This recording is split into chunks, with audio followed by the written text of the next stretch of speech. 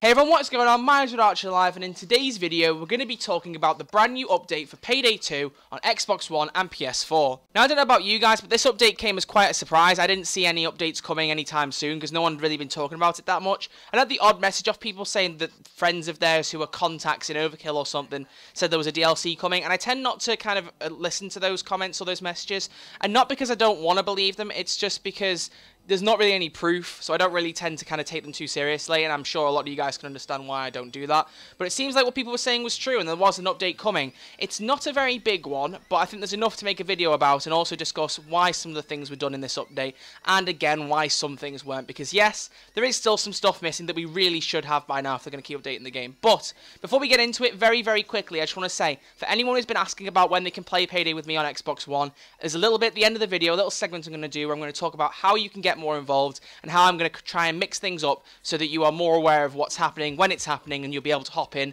whenever I'm on Payday 2. So if you stay tuned at the end of the video after this little discussion about the update, you'll get to see what I'm talking about, but that's not what this video is about, so I'm leaving it until the end. So after this, stay tuned and we'll talk about that. But there isn't a great deal in this update to talk about, but there are a few key points that I want to kind of expand and go in a bit more in depth about. First off, miracles do happen, people. The field of view slider has finally been added to the console versions of Payday 2. Something that, if I had £1 for every time somebody had commented on one of my videos, I would have nearly as much money as my instant cash. And I've got a lot of instant cash, let's put it that way. But it's something that people have been asking for ages, years on end. I was never too fussed about it. I didn't lose any sleep over it. But now that it's there, I actually notice how much better it is with, like, of changes to the field of view and trying to mess around with it and kind of fiddle with, you know, what the best setting is. Although I will say I've already noticed one bug, which is just fabulous. I've been using LMG since this update came out, and for the reason being we'll talk about in a second, but if you try and use a bipod on LMG, it basically resets your field of view. It's a really weird thing, but if you trigger your bipod, your field of view goes back to, like, the normal pre-update setting, you know, without having adjusted it. And if you pause the game and go to your field of view adjustment mid-game, and you try and move it, it'll fix itself, but you have to do it every time you turn the bipod on, which is just really stupid, and hopefully it'll get patched. But other than that, the field of view is actually a really nice addition. I didn't think I'd need it that much, but honestly I can see where everyone was coming from now, and I really, really dig it. But yeah, I was talking about LMGs, and they're really the main point of this update. There are so many things in the patch notes that I'm not going to discuss because it's like bug fixes, tweaks, addressing certain issues. If you want to read the patch notes, I will leave a full text version in the description if I can, if it'll let me paste it in. But if not, either way, I'm going to have a link to Overkill's console page for Payday 2. You can click on there, have a look at the individual patch notes, and have a bit of a read for yourself, but I'll try and put them in the description if I can.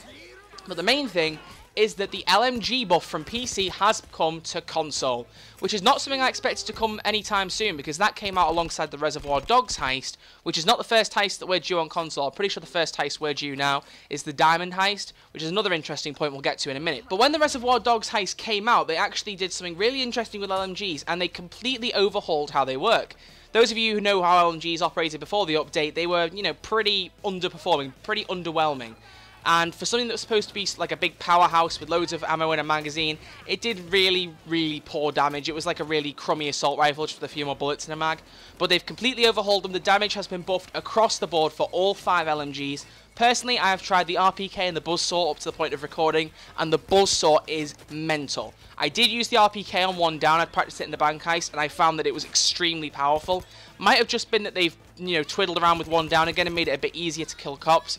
But I found one down a lot easier with an LMG build, which I'm currently working on. I will do a video on that as, you know, time goes by. I will come up with a better build, and I'll make a video on it now that the LMGs have been buffed. But just the really interesting thing is that they actually feel the way they should now, and I never thought that would happen. And when I heard about it happening on PC, I was thinking, okay, we'll get it in like half a year or somewhat so forth, whenever they get the big update. But we've got it now, and it's really, really interesting, and it's added a brand new element to Payday, which means I've got, you know, another reason to come back in and hop in the game. I've said it in the past, when they put out loads of DLCs, and they do it all at once, you play Payday for ages, and then you get to the end of it and kind of have nothing to do for a few months. So this is something good to hop back in and, you know, get back into the game and try and experiment around. So I'm very, very happy about that. But if you haven't picked up any LMGs, then give them a go. There are some free ones in there that you don't need DLC for. I'm pretty sure the Buzzsaw needs the Gauge Historical Pack, so if you don't have that, then that's fine. But there are other guns like the RPK that are just completely free. Give them a go. The LMGs work beautifully now, and if you have a bipod attachment, get it on your LMG. Regardless of the field of view glitch that I mentioned, it still really powerful. Now, being totally honest, there are a lot of bug fixes and tweaks to weapon modifications, you know, getting red dot sights to work more appropriately, fixing different colliding, clashing issues with certain attachments, but if I sit here, we'll literally be here for 20 minutes if I sit and read through all this stuff, so it's not worth it. But there was one change made to skills, which I think is really interesting, and that's the Swan Song nerf. They actually put that over to console, like a month is it since it happened on PC? It hasn't been that long. So, for those of you who don't know what the Swan Song nerf is, or if you want more explanation as to how the skill works, maybe you haven't used it. If you haven't, I'm quite surprised, because it's one of the pinnacle skills of a LoL build. Maybe not so much now, but I haven't noticed too much of a difference. But either way, the basic skill allows you to go for 3 seconds after you've run out of health to keep fighting at a reduced movement speed before you down and have to be revived. When you ace it, things get a lot more interesting, because when you ace it, you get an additional 6 seconds, totaling at 9, and you're able to fire without depleting your ammunition, which is a really interesting kind of tactic, and it's what I say sometimes about tactical down, running out where there's a big load of cops, letting yourself die, and then just spraying your guns all cops you can before you die and have to be revived. But now it's been nerfed so that the aced version of the skill only gives you an extra 3 seconds rather than 9. Overkill talked about it a little bit when they did it, and they said that basically Swan Song had become like a necessity for any one down build, where you could go in, kill cops, and then come away and be able to be revived in a safe spot. And what they wanted to do was kind of make the player decide either you go out into the middle of cops and down there trying to kill them, or you take it back, you find cover, you have the 6 seconds to move to cover, and then hide and be revived. And I get that completely, because they don't want it to be too much of an overpowered skill. But in using it myself, when messing out with the LMGs and just seeing how powerful they are if I come up in cops' faces, honestly, it doesn't feel that bad, as bad as I thought it would be, the nerf. Honestly, obviously it's not as good, because, you know, that is a third of the time knocked off that you would normally have. But I still feel like there's enough time to spray into the cops' faces, and even to an extent back away a little bit. Obviously not as much as you would normally do, but the way I tend to use Swan Song is I don't normally run for cover once I've killed the cops. I use the entirety of the time to get as many cops killed as I can, plop down in front of the middle of them, and usually I have a teammate with Inspire who can get me up. And if not, there's usually an AI nearby who can just pick me up anyway, so it doesn't really affect me that much, but there are certain people who may use it in a different way, where they require moving to cover. You may have to adjust your tactics a little bit, but it's really interesting they ported this over, since it only happened recently, and there are plenty of other older things on PC we don't have. My only explanation is that it's not a really difficult thing to change, so you just literally change the number in the skill, and change the number in the gameplay, and it's like, okay, that's it, Swan Song nerfed. So they put that over, but I mean, that's all there really is to say about it. It's a nerf, and you just gotta kind of go with it. There's nothing you can do, really. There are also a few patches made for the perk decks. First off, the injector cooldown in Kingpin perk deck was fixed. There was apparently an issue with that. I hadn't noticed, but I haven't really used that perk deck a great deal, so that's probably why I didn't see it. But there were 4 perk decks where some cards were swapped round and buffed and nerfed and so on and so forth. And those are Biker, Gambler, Infiltrator, and Sociopath. None of the perk decks that I really use, to be completely honest, so I'm not going to sit here and analyse them in depth. But as I've said, patch notes are in the description. You can always go and check them out if one of those perk decks is one that you like to use quite a lot. But moving on, there's only a few other changes I'd like to point out, which is from weapons. Now, first off, the flamethrower. Ammo pickup has been increased by 666%. It's not a very nice number if you're superstitious, but that's a really interesting one. I think they nerfed the pickup at one point, didn't they? So it kind of seems like they're offsetting that and going back to the old way, and where the flamethrower was a bit more powerful. I used it a lot back in the day when the Big Score DLC came out, and it was a weapon I used a lot, and it was one that I took into cook-off a few times, I think. It was one where I could pick up enough ammo off cops to just keep going with that ammo bag, so when I was going for a big long cook-off run, I would bring the flamethrower. But I haven't used it much recently. In the last year or so, I just haven't been fussed, and I've been trying to use other stuff. But it's interesting, because I might actually come back into it for that. Because additionally, they've also increased the effective damage per second by 220%, which means basically effectively doubling the damage and a bit more on top. Although they have reduced the burn effect duration on cops, so, you know, leaving like a burning effect lasting after you fired it at them. It's gone down from 6 seconds to 1.5, but the burn effect's trigger chance has been increased by 40%. So it's basically saying you'll spend less time having a burning effect on the cops, but it'll happen more often, so it kind of balances out. Another interesting change was the Judge Shotgun. They reduced the ammo pickup by 20%, but increased the total ammo from 25 to 30, which, if you do the math, is a 40% increase in ammo capacity, which means that that's more of a buff overall if you combine the two changes, because you're getting 20% less ammo picked up, but 40% more ammo overall. So, I mean, that's a win-win, because the Judge is something I use a lot in stealth, and it's something I really should try in loud, because a lot of people tend to use the Judge Shotgun in loud builds. I just haven't really tried it. It's something I should do, and it's probably something I will do at some point soon. As I've talked about, there's a bunch of changes to the stats on LMGs, mainly damage, but also accuracy and stability. Ammo pickup's been buffed as well for most of the LMGs, so that's something to look out for. And also a few changes to accuracy and stability for the 5.7 AP pistol and the Compact 5 submachine gun. I thought was quite interesting. The Vulcan minigun has also been completely buffed. It's had its ammo pickup increased by 833%, which is absolutely mental because I thought the pickup was good already as it was. But as well as that, they've also increased the accuracy and stability by a notable amount. They've doubled the accuracy and multiplied the stability by 6, so we've gone from 16 accuracy to 32 and 4 stability to 24. But the damage has been decreased from 38 to 25. So basically you're going to have a lot more bullets firing and then a lot more they're going to be hitting, but they're not going to be having the same impact as they were before this update.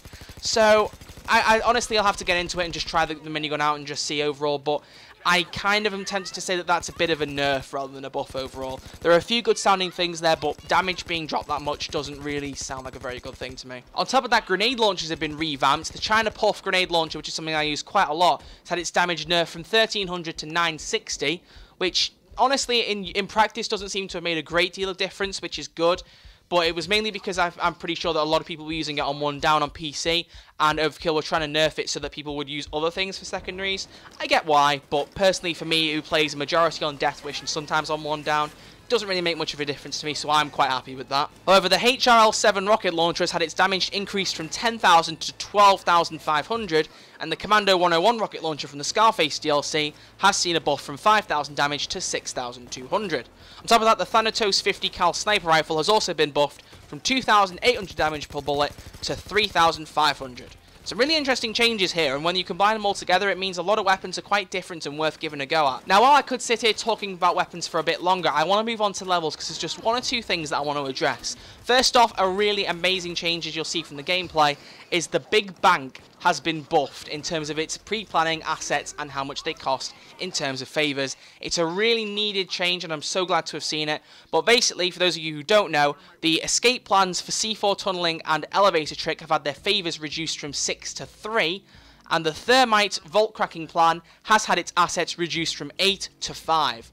So if you do the maths, that means you can basically have thermite and elevator trick or C4 tunneling, and on top of that still have 2 favors left. Whereas previously you had to pick one or the other, and if you did just pick thermite, you could only pick one other thing with 2 favors. It was really silly. I was honestly thinking they would just up the amount of favors, but this does the exact same job, so I'm really happy about that. And as the gameplay you're seeing right now will show you, I managed to combine the thermite with the elevator trick, and I found it worked really well. And I think it'll work a lot better on one down because it'll prevent you from having to go on the roof of the bank and up onto the crane for nearly as long as you have to, you know, when you're moving the pig to drop the beast through the skylight. On top of a few other fixes, such as in Biker Heist, the floating cars now actually touch the ground, which is something I've wanted to see for a while, because they said that was a known issue when they actually released the Biker Heist with the Most Wanted DLC. So that's been fixed. But apart from, you know, a few other tweaks to maps, such as Birth of Sky, Big Oil, things along those lines, there is something I just want to address in the patch notes, and it's for a level called Diamond Heist. Now, I think Overkill are extremely picky in how they name their heist and how they refer to them in patch notes. And you guys should know from the way I've read that it isn't Diamond Store and it isn't The Diamond. When I read these patch notes before I actually installed the update, because I wasn't at home when the update came out, but I read the patch notes before I got home. Diamond Heist, it sounded to me like they'd added the actual Payday, the Heist, original classic heist into the game. But they haven't done that. So what I'm thinking is, because they've added stuff like the LMG buff, which came after the Diamond Heist, they've also just accidentally put in a few things that patched a heist that doesn't exist on console. Which just sounds really stupid and really weird, because how can you patch a heist that doesn't exist in the game? So all I can say to me is that in the next update we're definitely going to see Diamond Heist, because if they've added patch things for it, all we need now is the heist. So, I mean, I'd said that anyway, we were going to get that next time. It just makes sense. It's the next heist that we don't have. So I just thought that was really interesting, because there are literally 5 different things it's picked up on in that heist. And it's definitely unique to the Diamond Heist. It isn't something that you could mistake for the Diamond or Diamond Store, because there isn't even a zipline in Diamond Store, and in the Diamond, zipline doesn't even come into it either. And after that, guys, it's just a huge amount of changes, patches, bug fixes, and tweaks towards different levels. Once again, like I said previously, if you want to look through the patch notes, you can have a look for yourself. If there was an issue, particularly playing a heist that you like, have a look, see if it's been fixed. Chances are the amount of fixes and changes there are probably has been. But that sums up all the changes. Now, the thing I want to talk about is, why did this update come out? And I know I'm not the only person who's going to be thinking this, because some people are going to be thinking, well, they updated Payday 2, but we still don't have the safe house, we still don't have crime spree, and we still don't have henchman AI. The three things that I said in the What's Next video, if we didn't get in the next update, it was going to be really stupid and I was going to be really disappointed in Overkill. And I am, but I'm not as much as I thought I would be. And here's the reason why. Payday 2 on the Nintendo Switch just drops today in Europe and Australia, and on the 27th of February for North and South America. Now what I'm thinking is, some of these changes like LMG buffs, patching a few bits of levels and things like that, are things that they've put into the Switch version of the game when they've been adding the levels, designing them, porting them over, and thought, we'll just make it as modern as compared to PC as it can be possibly, because that's what they did when they made the original console version of this game and released it in 2015. When they gave us all the heists going up to January 2015, including the bomb heists, when the base game launched, it was, you know, pretty much exactly the same in terms of patches and features and bug fixes and tweaks as it was on PC at the time, so it makes sense. So when they've done this for Nintendo Switch, they've paused it over, got it to be exactly identical to PC in terms of patches and bug fixes, etc. And then they've thought, oh yeah, we haven't actually done this for Xbox One and PS4. We should probably do that so they don't get angry with us. And let's be fair, they've had plenty of complaints off the console community in the last few years. So, really, in terms of what should have come in this update, I'm not surprised we didn't get the safe house, I'm not surprised we didn't get crime spree, nor henchman AI, although I gotta say I am still disappointed. I couldn't say I wasn't, because I'm sure all of you will agree with me on that. Those are things we really need, and those are things that will, you know, keep us into the game, and keep us playing for hours and days on end, or at least for me. And it brings me loads more opportunities to bring you guys new videos, and I really want that to come, and I really want the opportunity to do that. So, while I am upset, I do kind of understand it, so, you know, all versions are kind of unique on console, because if you look on their Twitter account, it's no longer at Payday 2 Crime Wave, which was the name of the edition for consoles on Xbox One and PS4, it's now just at PD2 Console. That Twitter account is now addressing Xbox One, PS4 and Switch players, which, you know, makes sense I suppose, because they are console ports. Whatever we get on Xbox One and PS4 going forward, the Switch is going to get it as well. So the only thing now is just to see what comes next, because once the Switch launches, there's going to be a bit of cooldown time, I think, for them to just address, you know, individual bugs and glitches on the Switch before they even think about coming back to us. So sadly, that means that the next update with new content, I think, is going to be a while off. It's going to be a couple of months. I don't want to say it, but I just kind of feel like that's the way to look at it, and to be, you know, more kind of accepting that it won't be soon, and then if it does come sooner, we can be pleasantly surprised. But that pretty much sums up everything I want to talk about in this update and why I think it's come. I hope you guys do agree with some of the things I've said and you're enjoying the video. If you have any, you know, thoughts to share about what I've said, if you disagree for any reason, please leave a comment down below. I'd love to get talking with what you guys think. Do you think there's a different reason they released this update? Do you think Overkill are just being nice? I would like to think they are, but I think there's always another motive with a lot of these companies. So I'm very interested to see what you guys have to say, but leave a comment down below. But other than that, that rounds off this part of the video. For the next couple of minutes, I'm just going to spend talking about playing sub-games. So if you aren't interested in that, then that's fine. End of the video. Thank you all very much for watching. And if you have enjoyed, please do leave a like. But for those of you who want to know about sub-games, now, very, very briefly and very, very quickly, I've had a club on the Xbox One, you know, the looking for group kind of club type update that was released a while ago.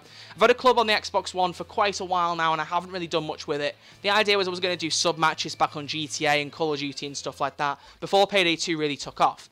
What I'm saying now is I've opened up the floodgates, because I did have it originally where you had to request a membership. It's now open, it's now free to join. If you search Red Archer Live XB1 Club, you'll see it, you can join it, and what I'm going to do is whenever I'm on Payday 2 and I've got 1, 2, 3 slots open for people to join, I'll post it in there, and anyone with notifications turned on can see, and you'll be able to message me, just join on my name, do whatever you want, but you'll know that I'm online.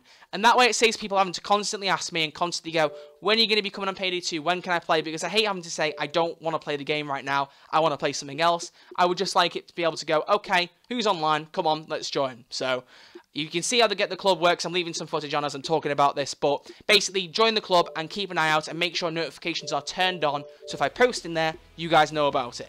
And going forward, what I would like to do is try and do some videos with subscribers, maybe. Depends on what happens, really, because if it's all just really dull heist where we just kind of play together and have a good time, but there's nothing really video-worthy, if you get what I mean, then I won't upload it, but I'll keep it open. I'll keep the options open, and I'll just see what happens, but mainly just playing with more of you guys is going to be a really good time. I know it will be, so we'll keep that option open, and now you guys know how to get hold of me. So that's that bit done as well, so that brings an end to the video overall. If you guys have enjoyed this video, please do give it a thumbs up. It's always dead funny when Overkill tend to do something with Payday 2 the day before I'm meant to upload a video, because I always upload on Fridays at 7 PM UK time, and I literally had a video ready for today. I was going to upload last night to be ready and set up. And then all of a sudden, oh look, there's a Payday update. So I was like, well, I guess I'll just upload this next week then. So I don't know, but either way, thank you all very much for watching this video. If you have enjoyed, please do give it a thumbs up and subscribe if you're new. Plenty more Payday stuff to come, and I'm probably gonna, my next video will be the LMG build. So I'll just see how I, kind of get with that and how far I go with it and how, what I managed to do with it. I've got a pretty solid build at the minute, but I kind of want to make a few more changes and possibly experiment with the perk deck. So just I'll keep you guys posted, stay tuned, and I'll just put it up when it's ready. But other than that, thank you all very, very much for watching this video. As I've said before, do leave a like if you enjoyed, subscribe if you're new, and guys, I'll see you all in the next video. Take it easy.